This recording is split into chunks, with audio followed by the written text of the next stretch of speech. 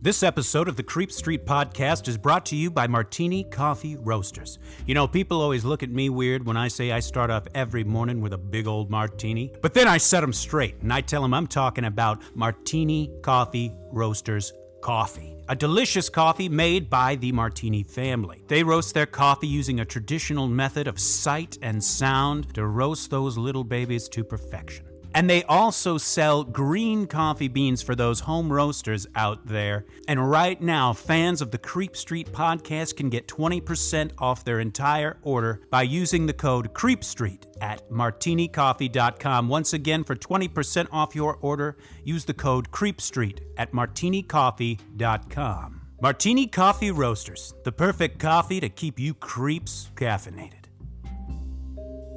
You've taken a wrong turn down Creep Street.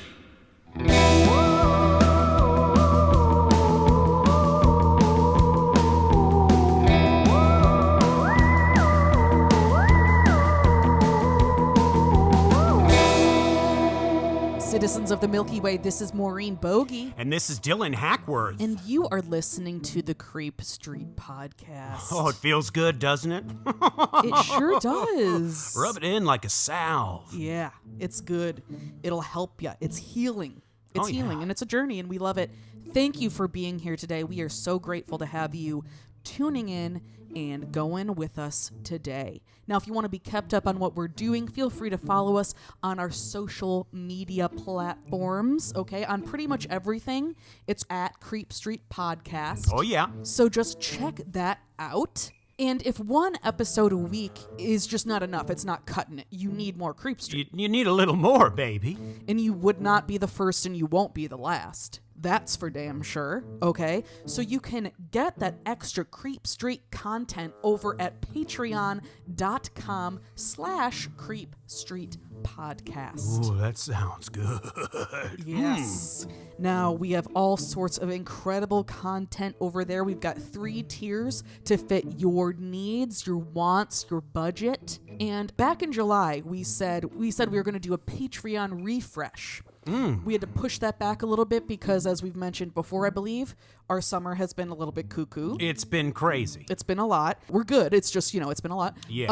So that's coming, and the Patreon refresh will be here very soon. But regardless, we got great stuff over there. So feel free to check that out at patreon.com/Creep Street Podcast. Yes. Yeah. And a little something to note. This episode is episode 199. That's correct, yes. Which means next week is going to be the big 200. Whoa. So just so everyone knows how this is going to work. In the entire 3.5 years we've been doing this, we have not taken a single week off. Not a single week off. So what we are going to do in order to prepare for our Halloween season, which is going to be good. this is what the plan is. September 8th, that is a week from when this episode comes out, will be our big 200 episode. The following week, September 15th. We are not going to put up a new episode, but what we are going to do is remaster, quote unquote, in one of our original first episodes. Yes,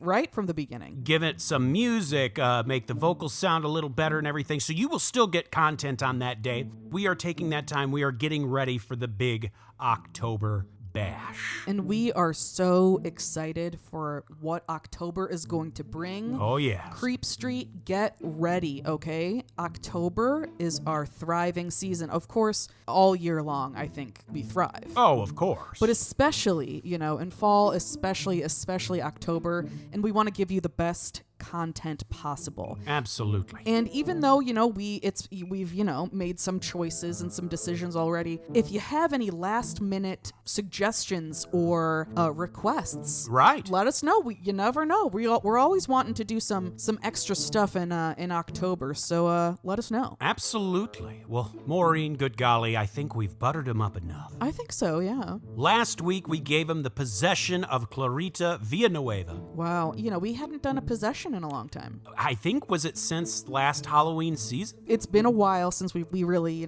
went for that. And thank you to everyone who has listened and enjoyed it. You know what? Keep on keeping on, spreading the good word. Absolutely. Well, that's going to bring us to this brand new episode 199, folks. What is going on? What's our episode like today? Should we be scared? Oh, be very scared. Fuck. In fact, you could call this prime time for fear. Because today's episode is Phantom TV Broadcasts.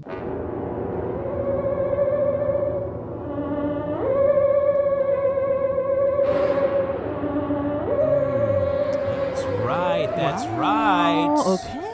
This is interesting because, I think a lot of people might not really know what you're talking about just by the title. That's right. So I'm excited to really dive in here. Oh, yeah. We are going to talk about some very truly creepy things. And first, let me give you my sources. Please. First up, an article called The Story of the Max Headroom Incident, America's Creepiest Unsolved TV Hack by Katie Serena at allthat'sinteresting.com. And then, of course, we now interrupt this broadcast, Mysterious Television Transmissions by Brent Swanser at Mysterious Universe. And then, of course, we had to use a little Wikipedia to fill in certain gaps, and we pulled some videos here that we're going to use audio from so you can actually hear these strange broadcasts. Awesome. One of these videos is called Introducing the Interruption by a YouTube channel called Hochelga, spelled Hocheelga, and then another YouTube video called Max Headroom Incident with subtitles, 1987, by Kenny Triton. So, folks. Okay. You're home from work. Mm-hmm. You've eaten dinner. Oh, yeah. It's prime time. You got to tune in. You got to tune in, folks. Your show, if you missed your show, you missed your show. Especially in a world before streaming, before DVR. That's what I'm saying. That is where we're entering today. Folks, this is an episode I am so excited to share with you. Mm-hmm. Oh, and I just wanted to say what was going to be a source. How I first heard about this was on the Astonishing Legends podcast. Oh, yes. Many years ago. They're really great about listing their sources and stuff. So when I was going to listen to that and use some of their sources from our episode. Yeah. But I can't find the episode. I don't know if they took it down or whatnot. But that was going to be an episode. So if I just, for whatever reason, couldn't find it, if it's still out there, Astonishing Legends podcast, they did a great episode. We're talking about a few different interruptions, but the Max Headroom is sort of the jewel in the crown. I'm saving it for last. Happened right here in Chicago, of course. Of course. And I just wanted to include that, even though I wasn't able to use it as a source. In a way it was, because it was what inspired me years ago when I first heard it. I was like, that's a cool story. And we love the Astonishing Legends podcast. Yeah, they're incredible. They're incredible. Well, folks, this is an episode, like I said, I'm so excited to share because it fits so well in the Creep Street pantheon. Yes. Now, I can remember when I was young, we still watched TV on the old school antenna, you know what I mean? Oh, yeah. It was often that things would interrupt the broadcast, and not just like storms and stuff, but sometimes a frequency from another channel would cut into the channel you were watching. And living in Michigan, me specifically, you would get a lot of broadcasts from Canada, things like that. It was a very common thing. Interesting. Okay. But the kind of broadcasts and broadcast interruptions we're talking about today are ones that could not be mistaken for simple overlaps of signal. Okay. These are signals that seem to have been hijacked for nefarious purposes. Some may not have even been hijacked from Earth. What we'll be discussing today are television broadcasts and broadcast interruptions, I guess I should put that caveat in there, that were never meant to be seen or heard. Some of these are really quite frightening. In fact, what is perhaps one of the most well-known happened right here in Chicago, as I stated before. Mm-hmm. And we'll save that one for last, because, it's a doozy. Oh, yeah. But this first one here is absolutely wild. I think we might have mentioned it briefly in our episode on the Unarians. I could be wrong, but... That was a while back. That was a while back, but I'm very excited to jump into this. Yes. This first one, like I said, absolutely wild. Today, it is often known as the, quote, Southern Television Broadcast Interruption. This phantom broadcast happened on November 26th, 1977, over in the UK. It happened during a news program by the Independent Broadcasting Authority that was being aired on a local ITV station known as Southern Television. The phantom broadcast itself consisted of what my source calls a, quote, ear-piercing shrieking noise. And then it was followed by a strange metallic buzzing sound. And then there came a voice. a deep and somber, echoing voice. Many think it was perhaps electronically disguised, but disguised or not, the voice claimed to be a being from another world, and the speaker referred to themselves as Vrillion, saying they were a representative for, quote, the Ashtar Galactic Command. Now, before I read you the full transcript, here's a little taste of the beginning. This is the voice of Allah, representative of the Ashtar Galactic Command, speaking to you. The new age will be a time of great peace. Be still now, and rest, for your chance may not come again. Very interesting, huh? Yeah, very weird. It wasn't always know. easy to understand what they were saying, but I'm going to read to you in full what Vrillion had to say. Okay, please. This is the voice of Vrillion, a representative of the Ashtar Galactic Command, speaking to you. For many years, you have seen us as lights in the skies. We speak to you now in peace and wisdom, as we have done to your brothers and sisters all over this, your planet Earth.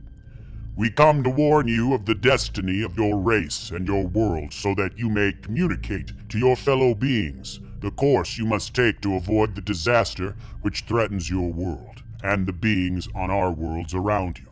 This is in order that you may share in the Great Awakening as the planet passes into the new age of Aquarius. The new age can be a time of great peace and evolution for your race, but only if your rulers are made aware of the evil forces that can overshadow their judgments. Be still now and listen, for your chance may not come again. All your weapons of evil must be removed. The time for conflict is now past, and the race of which you are a part may proceed to the higher stages of its evolution if you show yourselves worthy to do this. You may have but a short time to learn to live together in peace and goodwill. Small groups all over the planet are learning this, and exist to pass on the light of the dawning new age to you all. You are free to accept or reject their teachings, but only those who learn to live in peace will pass to the higher realms of spiritual evolution. Hear now the voice of Vrillion, a representative of the Ashtar Galactic Command, speaking to you. Be aware also that there are many false prophets and guides operating in your world. They will suck your energy from you, the energy you call money, and will put it to evil ends and give you worthless dross in return. Your inner divine self will protect you from this. You must learn to be sensitive to the voice within that can tell you what is truth and what is confusion, chaos, and untruth. Learn to listen to the voice of truth which is within you, and you will lead yourselves onto the path of evolution. This is our message to our dear friends. We have watched you growing for many years, and you too have watched our lights in your skies. You know now that we are here, and that there are more beings on and around your Earth than your scientists admit. We are deeply concerned about you and your path towards the light, and will do all we can to help you. Have no fear. Seek only to know yourselves and live in harmony with the ways of your planet Earth. We of the Ashtar Galactic Command thank you for your attention. We are now leaving the plane of your existence. May you be blessed by the supreme love and truth of the cosmos. So, I loved that. in all, this broadcast lasted for 6 minutes. I can't believe it was that long before they were able to get it down. I know, right? And this phantom voice spoke without interruption except for the occasional light distortion. The news anchor had no idea what was going on and just went on reading the news as if nothing was going on. And when the interruption ended, it just went back to the normal broadcast, which by then was showing a Looney Tunes cartoon. Oh, weird. If you hadn't actually seen the interruption, you wouldn't have even known it happened until you heard about it later.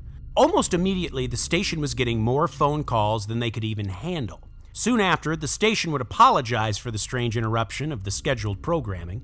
The media had taken the story and run with it, and understandably, people were a little bit freaked out by this. Yeah. The Independent Broadcasting Authority tried to curb fears by dismissing the whole thing as a simple hoax, despite the fact that they also admitted that an intrusion like this had never happened to them before. In no time, media around the world was reporting on the strange event. In fact, if you remember back to the 2013 movie Man of Steel, this is what it made me think of. When Zod and the Kryptonian criminals arrived to Earth, they announced their arrival by hijacking broadcast frequencies around the world. Oh, I mean, that makes sense. And essentially is like, it's Michael Shannon, but it opens up with, "You are not alone." I just remember that. And it was in all different languages around the world. It was essentially saying, "Surrender Kal-El and we'll leave you unharmed." Oh, Superman. Come on. So it just, I almost wonder if Zack Snyder and his team, when they made that movie, maybe took inspiration from this, because it's almost exactly kind of like that. Yeah. That's very interesting. Well, things got only more confusing with the fact that many of the reports about the event had changing details.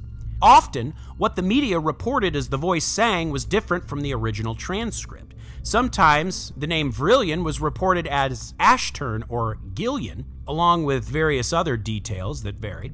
And this only made people panic more as they began to think that they couldn't even trust what the media was saying, like they were trying to cover it up or something. Mm-hmm. Even today, some details surrounding the story remain murky because of how sensationalized the story became.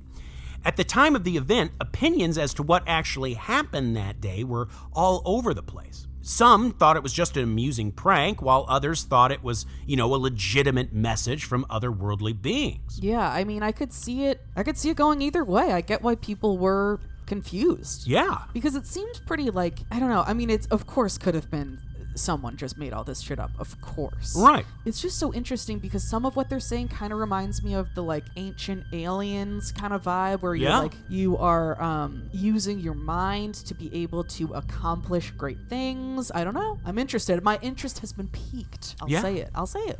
Well, at the time of the event, opinions as to what actually happened that day were all over the place. Authorities, though, would claim that it was merely a simple hijacking of the signal. They said that they had actually traced the rogue signal to the Hannington transmitter in Hannington, Hampshire.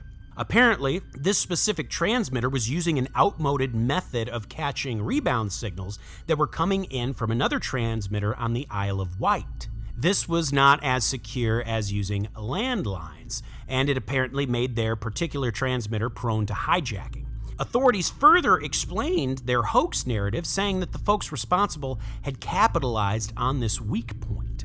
Though, let's remember that the Independent Broadcast Authority, the IBA, had said that to actually do this, the people responsible would have had to have considerable technical know-how. They bounce back and forth from a simple hijacking to, Yeah, I wonder because, I don't know, it's just, a part of me is there's no way anyone could have done that. It was so advanced, especially at the time, to be able to accomplish something like that for as long as they did. So, it must be legit. But then at the same time, I'm always surprised by what people, figure out. Yeah. For sure. They're just able to, some people's minds can just do that shit. I have such a different brain that's right. I can't even begin to understand how you do something like that, but right. People figure shit out. I don't know. There could be some little genius out there for back sure in the day that could have done this. To this day, conspiracy theories still surround what truly happened that day. Many say that these efforts to debunk what happened as extraterrestrial is just further proof that it was indeed from beings from another world. But there are other spooky theories that don't involve ETs as well. One of the popular theories is that the broadcast was hijacked by the Raelian cult. Now, we have mentioned the Raelians before. Mm-hmm. They are a UFO cult, and we will certainly be doing an episode on them in the future. But at the time of the broadcast, the leader of the Raelians was a man named Claude Vorilhon, which of course sounds a lot like Vrillion. Right. But furthermore, the message of the broadcast was not too dissimilar from the teachings of the Raelians. Another theory is that the message was actually a coded and encrypted one, perhaps made by some shadowy organization for some nefarious unknown purpose. To this day, the debate goes on. Okay. Very interesting, eh? Very interesting. I'm excited for us to, really talk about the Raelians in a future episode to kind of get down and dirty with that because I want to know. Down and dirty we will get because they are a bit of a down and dirty group. Oh, here we go. So this next one is very interesting. This was a more recent one. This one happened on February 11th, 2013. Oh, okay. The Steve Wilkos Show was airing on KRTV, a CBS affiliate station in Great Falls, Montana, when suddenly a shocking and bizarre transmission happened to come in over the station's emergency alert system. Okay. Do you remember like when a storm would come in and the TV would do that? Oh, yeah. It's that sort of thing. So it sounded official. Right. And then a voice came on over the airwaves, and here's what it said. Civil authorities in your area have reported that the bodies of the dead are rising from their graves and attacking the living. Follow the messages on screen that will be updated as information becomes available. Do not attempt to approach or apprehend these bodies as they are considered extremely dangerous.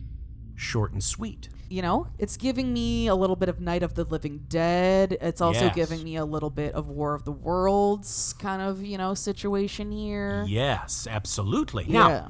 Now you have to remember, like I said, the alert sounded like an authentic emergency broadcast alert. The kind you would hear like if there was a tornado or a flood warning or something. Or OJ. Anything. So it's no surprise that people got really freaked out.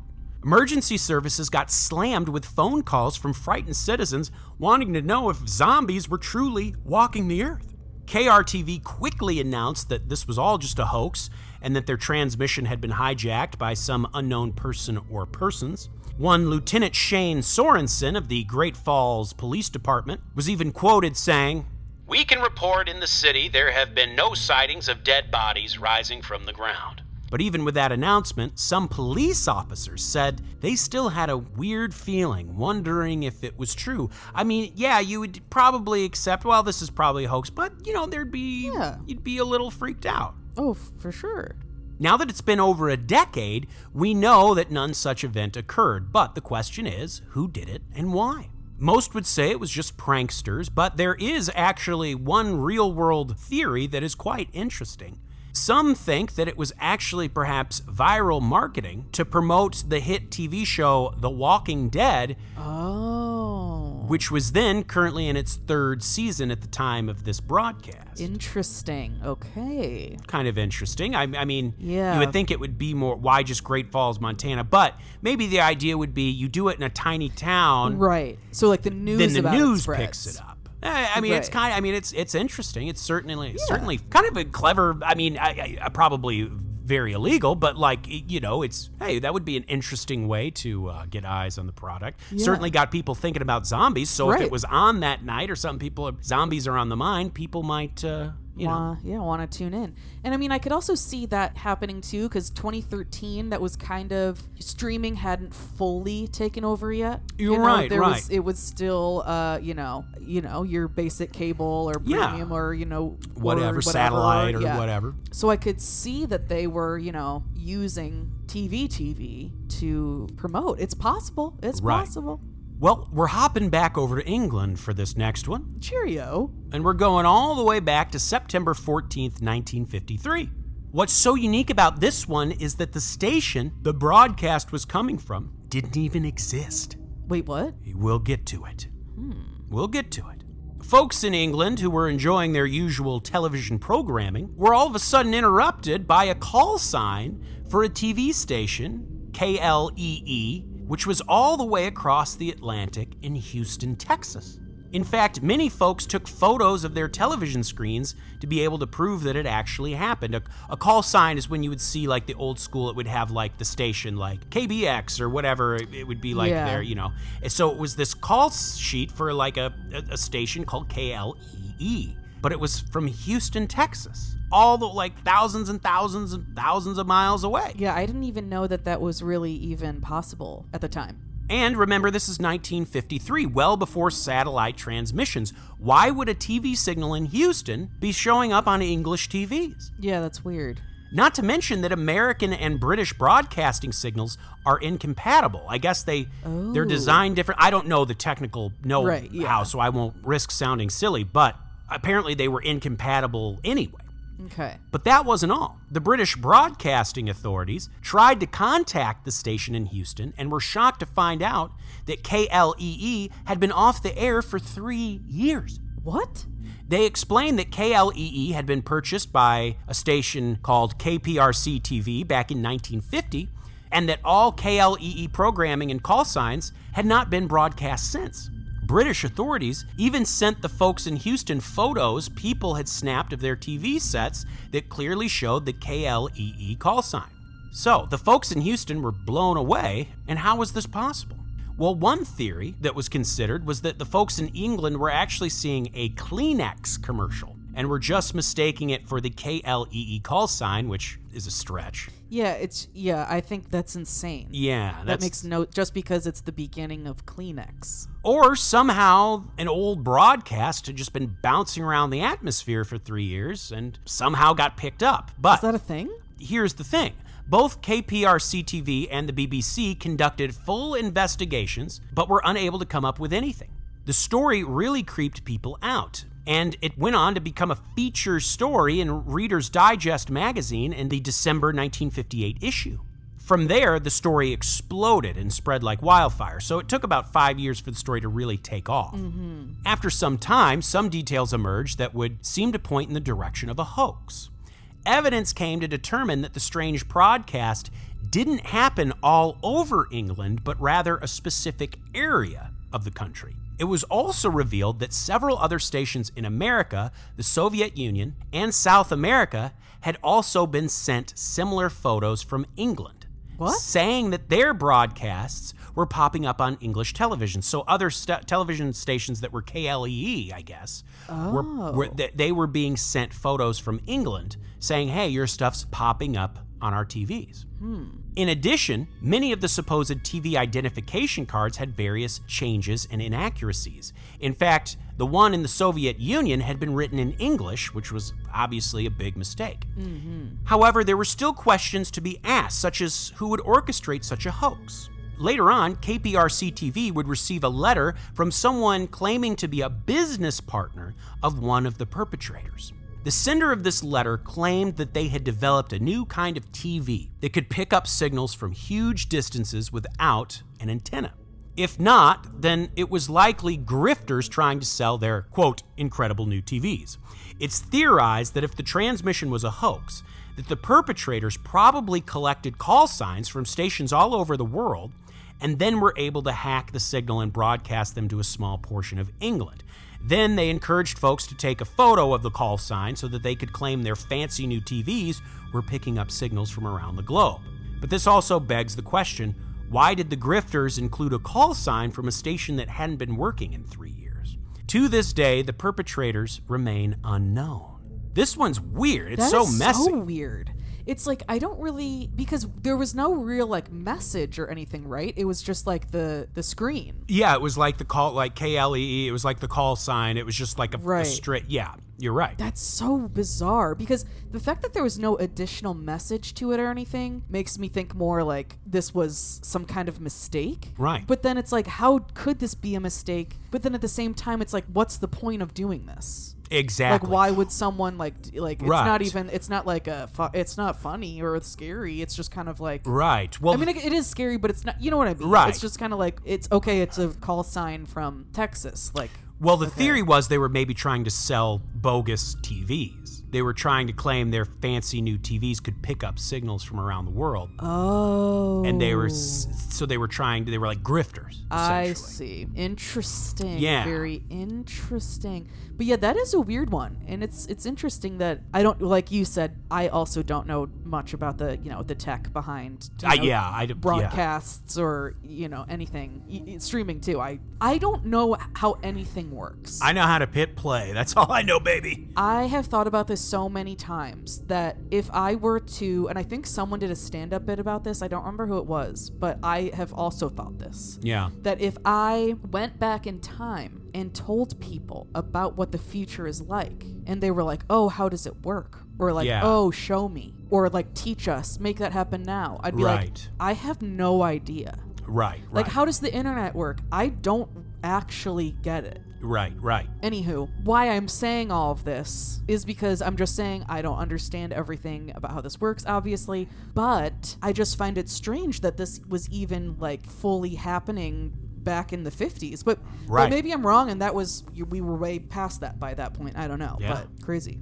So now we travel to Chicago, Illinois to discuss what's probably the most famous Phantom television broadcast. Oh, here we go. I'm excited. It has come to be known as the Max Headroom interruption. Now, just a quick rundown. Max Headroom was a fictional character who first debuted on BBC Channel 4 in a TV movie called Max Headroom 20 Minutes into the Future. And while cyberpunk as an aesthetic had been around before Max Headroom, he's kind of synonymous with the aesthetic. The character was played by actor Matt Frewer, who's been in many great things. I think he was in a great show I used to love called Eureka. I think he might have been in American Horror Story. I could be dead wrong. Okay. But I want to say he was in that too. He's a great actor. He's been around forever and he's great. But anyway, that's, this character has been in many movies, TV shows, commercials, including a Coca-Cola commercial, which we'll come back to in a bit here. So that's just a little background of what Max Headroom was as a character. Very big character. Okay. I think and he British, you said, yes? British, but he also came to, I think he played on like Cinemax. I think he was big on MTV for a while. Oh, okay. The character had been around for a while. And he was often billed as the first CGI character, but he wasn't really CGI. It was obviously Matt Frewer, and they had him in heavy prosthetics. And what they would do is they would use they would use camera techniques to make it look grainy and stuff, and it made him look CGI. Oh, that's cool. So really interesting character, and he would almost glitch, like he would do little glitch things, like he was CGI. It was a clever, especially at the time, was a really clever idea. No, it sounds cool. Part of what's so fascinating, though, about this particular broadcast interruption is that it happened twice in a single night. What? It all happened on the evening of November 22nd, 1987. And just real quick, I thought it was interesting that the first story we talked about, the one in England, happened in November 26, 1977, almost 10 years exactly. Oh, yeah. And what's interesting was, we'll see here, this one in America, the Max Headroom interruption, happened during a episode of Doctor Who. Yeah. A British show. And then that first one, the Virillion interruption, when it returned to the regularly scheduled program, it was playing Looney Tunes, an American show. So I just thought that was kind of cool. The flips. It has nothing to do with the story. But it is just, it's worth noting. I just thought that was an interesting thing to point out, so I thought I'd point it out. Yeah, it's definitely, it could be a coincidence, but it could be something. It's, maybe the UK and America working together. They've done it before. They're allies, folks. We'll do it again. Hey, we love our UK listeners. Hey, if you're in the UK, we think you're great. And keep it up. Keep it up. Thanks for listening. But truly, thanks for listening. You guys are a really great listener base. Thank you so much. I think the UK is A-OK. Oh, come on. But anyway, back to the story. Folks who were gathered around the TV that night watching Channel 9 were watching the 9 o'clock news. At the time of the interruption, sportscaster Dan Roan was doing his usual segment covering sports. And that night, he was going over the highlights of the recent victory the Chicago Bears had over the Detroit Lions. We've got an Illinois, Chicagoland area native and a Michigan boy in the house right now. I'm actually wearing a Detroit shirt right now. It's kind of funny that I didn't even think about that. I'm not wearing any Chicago gear, but it's in my heart. That's right. But interesting that the Bears won. Yeah. Fuck you, dude. It was 9:14 p.m. when suddenly Dan Roan mysteriously vanished from the screen. For about 15 seconds, there was only darkness, aside from the occasional, flash or flicker of light or static or something. Mm-hmm. Suddenly, someone appeared on screen. Someone who was not Dan Roan. This person was sure to have caused a startle in folks as they were wearing a rubber mask and sunglasses. Whoever they were, they looked a lot like the television character Max Headroom. Even the gray background behind them was very similar to the background one would see behind Max in a usual episode. There was almost no sound at all except a slight buzzing noise. But the person on screen was acting in a very unsettling way, bobbing around as the background behind them spun around dizzily. This lasted for about 30 seconds until signal engineers at WGN flipped the studio link frequency to another transmitter, and just like that, Dan Roan was back on screen as he had been just 30 seconds before. WGN always killing it. With a bit of humor and confusion, Roan addressed the audience saying, Well, if you're wondering what happened, so am I. Oh, baby. With that, Roan continued the broadcast, and the engineers at the studio assumed that the broadcast must have just been hijacked somehow, and a search of the station was immediately put underway, but, they were looking for whomever was responsible, but yet they were unable to find anyone. But they soon realized that the broadcast had been interrupted by something pre-recorded by a third party at a separate location. Keep in mind, it takes a lot of technical know-how to be able to pull something like this off, as we've said. Right, yeah. But as it was over and done, they just shrugged their shoulders and went on about their business. But there was about to be another broadcast interruption, one that was on a whole other level. Almost exactly 2 hours later, it was 2 hours and 1 minute later, at 11:15 p.m., the Phantom broadcast returned, but this time on Channel 11, a different channel. PBS? Well, where I was growing up, that was PBS? Yes, it was Channel 11 was a PBS affiliate station. Of course. So interesting they hacked 2 different stations. That's wild, too, in one night. And interesting, too, that I don't know if this if it changes anything or if it matters or whatever. It's just worth noting, I think, that they were able to get into, a government-funded channel, too. Yeah. And maybe that was on purpose? I don't know. I don't know. That's very interesting. And as I was saying earlier, at the time of this interruption, PBS was airing an episode of Doctor Who called The Horror of Fang Rock.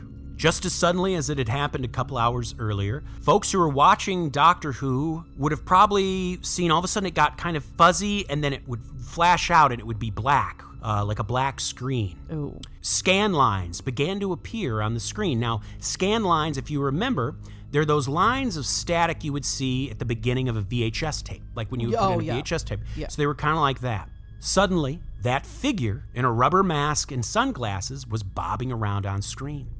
But this time, there was sound. Folks heard a distorted voice come from the mask say, "That does it," and then, "He's a freaking nerd." That's when the figure let out an unsettling laugh, mentioning WGN pundit Chuck Swirsky by name, saying he was, quote, "a freaking liberal." The figure then held up a can of Pepsi while reciting what was then Coke's famous slogan for their new Coke product, "Catch the Wave." And this makes sense because at the time, the character Max Headroom was a spokesperson for Coca-Cola. Okay. But they were holding a Pepsi can, so it's clearly they were being irreverent or something. Yeah, they're making a comment, or they're not detail-oriented, which is disappointing. But then things got even freakier. The person then flipped a middle finger to the camera, and their middle finger was covered in a rubber extension, just like the rubber mask. This all while singing an off-key rendition of the Temptations song, "I Know I'm Losing You." They were even singing the theme to Clutch Cargo. And also there's a lot of things that were said where people can't quite tell what they're saying. Yeah. Their behavior was utterly bizarre. They were humming and muttering various phrases from TV shows. Sporadically, they would just scream, with unintelligible words and phrases. And then they began to moan. Oh, God. They paused for a moment and then looked into the camera proclaiming, "I still see the X." This was a reference to a recent Max Headroom episode, apparently, but sometimes people hear it as, "I stole CBS." Oh, okay. The person then says, "I made a giant masterpiece for all the greatest world newspaper nerds," referencing probably WGN's acronym, which I guess stands for World Greatest Network, I didn't realize. Oh, I had no idea. And their part owner, the Chicago Tribune. Then they held up a glove of some type, saying, "My brother is wearing the other one." They then put on the glove while shouting, "But it's dirty. It's like you got blood stains on it." The next thing audiences could see was a shot of a man's bare torso and his partially exposed ass. Oh. The Max Headroom mask was now off and it was being held up to the camera as the rubber finger the person had been wearing before was being stuffed into the mouth of the mask. Oh, God. That's when a voice screamed, "They're coming for me." Then a female voice could be heard saying, "Bend over, bitch," as the bare ass was then spanked repeatedly with a fly swanner. Oh, God. In all, the entire ordeal lasted a total of 1 minute and 22 seconds, and now I am going to play for you the entirety of the Max Headroom interruption. You should look often with the old ones of your tribe. But it's the only way to learn. I'll get you a hot drink, miss. Still some dry clothes.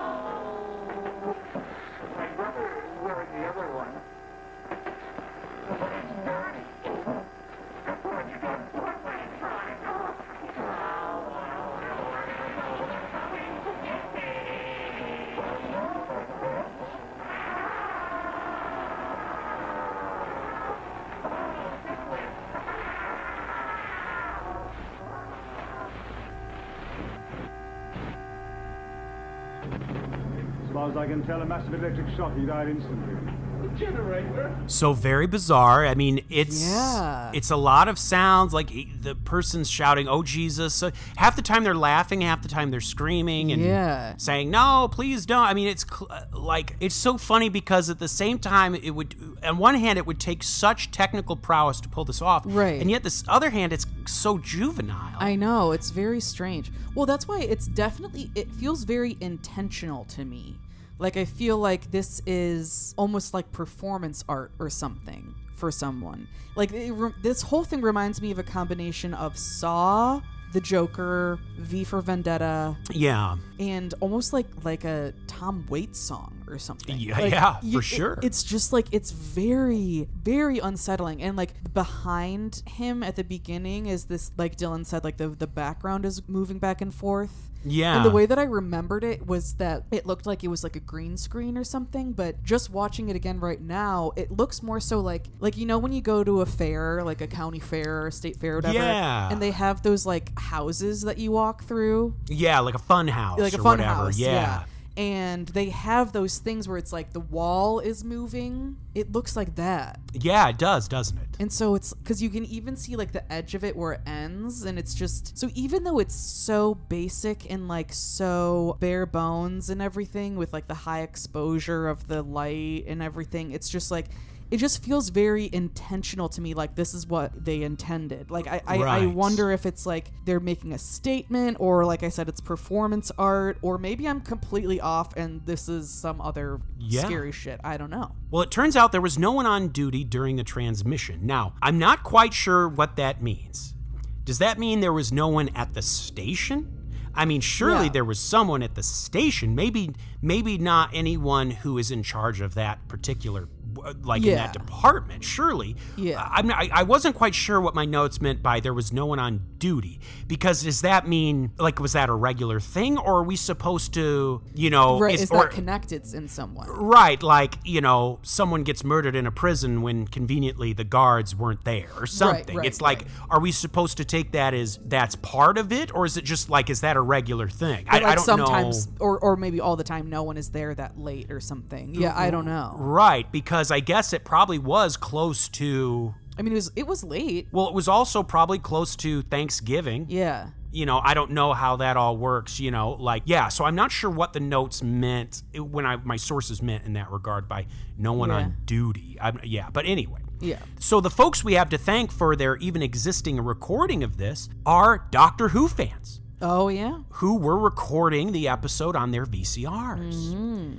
WGN and WTTW would report on the incident repeatedly, dubbing the hijackers as TV video pirates. The majority of Chicagoans were amused by the incident, and of course some were upset that their programs had been interrupted. A group of folks who certainly did not find the incident amusing were the folks over at the FCC. Yeah, Yeah, the Federal Communications Commission. The fact that a couple of hooligans in masks were able to take over the airwaves for even a short period of time really stuck in their craw. Oh God, very good term there, or phrase, very good. Thank you. The following day, Phil Bradford, a spokesman for the FCC, was quoted by a reporter saying, "I would like to inform anybody involved in this kind of thing that there's a maximum penalty of $100,000, 1 year in jail, or both." And in a similar tone, a WTTW spokesman named Anders Jochum was quoted saying, "All in all, there are some who may view this as comical, but it is a very serious matter because illegal interference of broadcast signals is violation of federal law." Yeah, and I get it because even though this is, it's not that big of a deal. But it was a little risque, of course. But I think it's just that like it could have been so much worse, and like this is it is a scary crime that someone could do this and show anything. Yeah. Eventually, the FCC was able to piece together an idea of how the perpetrators pulled off this grand prank. Most likely, they took their own dish antenna between the transmitter tower, allowing the hackers to interrupt the original signals. According to my source, they wouldn't have even needed expensive equipment, just good timing and positioning. And they may be right, but that seems way too simple. I thought, though, everything we were being told before was that this took technical know-how. Mm-hmm. They were also possibly able to pinpoint where the interruption was filmed originally. Based on the backgrounds in the video, the FCC determined it was most likely a roll-down door like you would find at a warehouse, and even located a specific warehouse park where they think it might have happened. Okay. Well, even if the FCC were able to figure out how the culprits did it and where, they still have no idea who actually did it. Many rumors of the identity of the hackers have been floated, but almost all are usually quickly dismissed. Most were not even investigated, because most likely, whomever was responsible decided to retire after their triumphant night. Also, I'm sure many people probably falsely claimed it was them, just for clout. Yeah. Yet over the years, various names have been floated that seem to hold more weight than others. One name that has popped up more than any other is Eric Fournier. Fournier was a creator of a fictional character named Shay St. John. A little backstory about this character: Shay St. John was a supermodel who was badly disfigured in a car accident, and since then she has replaced various body parts with mannequin parts. Oh. I really don't know anything about the character. I had heard of it before, but essentially they were like short films and videos. They were campy, comedy, horror / surrealist stuff. Mm-hmm. Fans of Fournier noted the similarities between Shay St. John videos and the Max Headroom incident, notably the use of masks and campy rubber prosthetics. Also, the general unsettling tone as well. But those who were close to Fournier, including his bandmates, say that people trying to make that connection are just grasping at straws.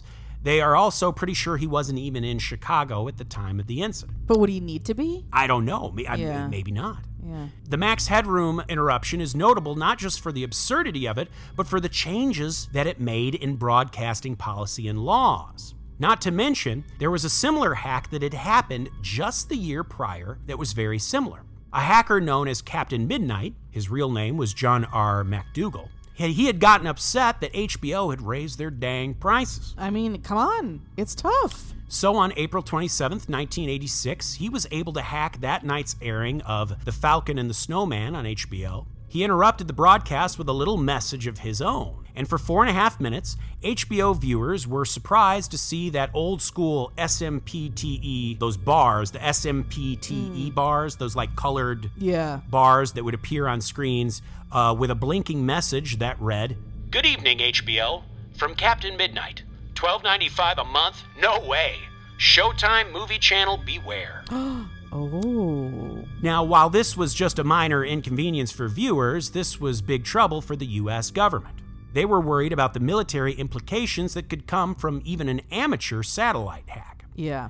In their minds, this showed that the Soviet Union could very well hack Navy or spy satellites and intercept data or compromise national security. Yeah. So the FCC immediately began an investigation, and they had to wade through over 200 false confessions from amateur hackers who were eager to claim the title of Captain Midnight. But they were able to find out the true hacker's identity, though, as there was very few specific sets of antennae that were powerful enough to overtake HBO's tech. And the graphics model used to render the typeface used in the broadcast was apparently rare and easy to pinpoint. That's how they found John R. McDougal, who was then working as an operations engineer at the Central Florida Teleport Uplink station. Hacking back then was kind of a new thing, so McDougal got off pretty lightly with just a $5,000 fine and a year of probation. But feathers had been ruffled. A year and a half later, by the time of the Max Headroom hack, the penalties were much more severe. As we know, they had threatened it was $100,000 and possibly a year in jail. Yeah, I mean, that's a big deal. But even though it's much harder to do now, as we all know, it still happens. Like the zombie alert we talked about earlier in 2013. Yeah. In 2017, New Jersey folks who were watching the program Handy Manny suddenly found that they were watching porn. Oh, yeah, that's what I was kind of worried about. See, and that's where because like the Max Headroom shit, like it's easy to be like, what are these guys worried about? Like I get it too, like that, who gives a shit? Yeah. But no, I understand, especially if it's like on a family programming or something, and all of a sudden there's heart, like you can't have. That's sick. Like you are a psychopath. Or like extreme violence or something. I know. I was worried about like a beheading or something. Yeah, right. Or like some awful. Yeah. So like not cool at all. And in 2009, a disgruntled Comcast employee was able to interrupt the Super Bowl for Tucson viewers with 30 seconds of porn. Wow, Tucson. That's the Super Bowl. I know. My God. It was for just folks in Tucson, I guess. And I mean, during the Super Bowl, so a lot of people saw sex for 30 seconds. A lot of people saw some hardcore shit for 37 seconds. Wow. That's tough. That's a lot of all sorts of people watching the Super Bowl. Oh, yeah. Yeah, this is what just like we were kind of saying, where it's like, I feel kind of torn about these kinds of things, because a part of me is kind of like, hell yeah, like if you're smart enough to be able to figure this out, like go for it, and say what you gotta say, and like damn the man, whatever. But at the same time, I worry about the bad stuff, like where it's like porn, and I'm not saying porn is bad, I'm just saying that like that context it is for sure. It's just, I don't think it's not right to make people watch something that they don't want to watch, or they weren't thinking they were going to watch. It's like you don't have their consent to do that, and it sucks too, because of course you can change the channel or just turn the TV off or whatever, right? But still, like, it takes a second for that to happen, and maybe you saw something that you didn't say you wanted to see, and you can't really you can't just stop seeing. I know you can close your eyes, but I'm just saying, like, you don't have time to at first, so you're gonna see something. And then the one that happened in 2007 in New Jersey, it happened during an episode of Handy Manny, which isn't that I don't know what that is. I think that's a kids program. That's so sick. Like, I'm pretty sure Handy Manny is a animated, like, children, and for, like, young children. Jesus Christ. Yeah, it's pretty wild shit. So, it's very scary, but it's also, like I said, it's also very interesting, and it's like, I want to know more details about this kind of stuff, and I know we have a lot of Chicagoland area listeners. If any of you were around in 1987 and you remember this happening, whether you actually saw it or you just were kind of in the mix in Chicago when it was going on, reach out. We wanna hear what it was like. So you can email us at creepstreetpodcast@gmail.com or reach out to us on any of our socials. Well, Maureen, I got a list of names I wouldn't mind hacking this broadcast. Oh, God. Folks, give it on up for our top-tier Patreon subscribers. Of course, the Dream James Watkins, the Fetish Face V.L. Lundqvist, the Madman Marcus Hall, the Vivacious Vicky McHugh, the Tenacious Teresa Hackworth, the Heartbreak Kid Chris Hackworth, the oh-so-suave Sean Richardson, the British Bone Breaker Bex Martin, the Notorious Nicholas Barker, the Terrifying Taylor Lashmet, the Count of Cool Cameron Corliss, the Archduke of Attitude Adam Archer, the Sinister Sam Kiker, the Nightmare of New Zealand Noeline Vivilli, the Loathsome Johnny Love, the Carnivorous Kevin Bogey, the Killer Stud Carl Stott, Bob, the Firestarter Heather Carter, the Conqueror Christopher Damian Damaris, the awfully awesome Annie, the murderous Maggie Leach, the sort of sexy Sam Hackworth, the evil Elizabeth Riley, Lauren Hellfire Hernandez Lopez, the maniacal Laura Maynard, the vicious Karen Van Buren, the arch nemesis Aaron Bird, the sadistic Sergio Castillo, the rapscallion Ryan Crum, the beast Benjamin Huang, the devilish Chris Doucette, the psycho Sam, the electric Emily Jeong, the renegade Corey Ramos, the crazed Carlos, the antagonist Andrew Park, the monstrous Michaela Schur, the witchy wonder J.P. Weimer, the freaky Ben Forsyth, the barbaric Andrew Barry, and the mysterious Marcella. Wow, Dylan, thank you so much for reading those names that are righteous, true, and good. We are so grateful to all of you, to our top tier Patreon subscribers. Damn, thank you for doing all that you do. Thank you to all of our Patreon subscribers, no matter the tier.